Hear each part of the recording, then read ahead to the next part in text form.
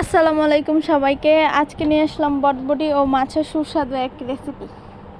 প্রথমে আমরা একটা পাতিল নিলাম, পাতিলে পরিমাণ মতো তেল দিয়ে দিলাম, তারপর দিয়ে দিলাম পরিমাণ মতো পেঁয়াজ কুচি, রসুন বাটা, পরিমাণ মতো হলুদের গুঁড়ো, লবণ, মরিচের গুঁড়ো।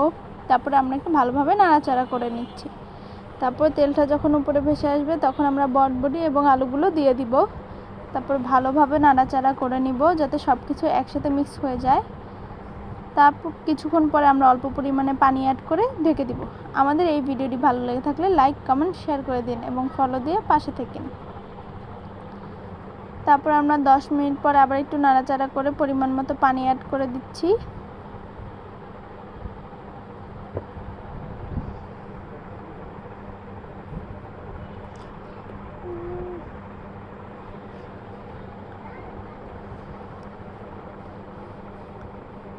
তারপর আমরা দিয়ে দিব ভেজে রাখা মাছ।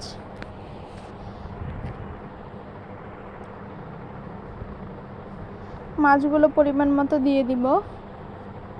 তারপর আবার কিছুক্ষণের জন্য ঢেকে দিব। তারপর আমরা আবার একটু 10-15 মিনিট পর নাড়াচাড়া করে নিচ্ছি।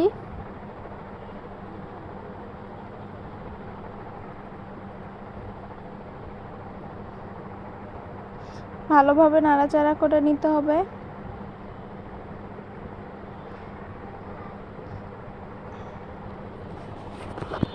আমাদের তরকারি ফাইনাল লুক কেমন হয়েছে কমেন্টে জানাবেন। আল্লাহ হাফেজ।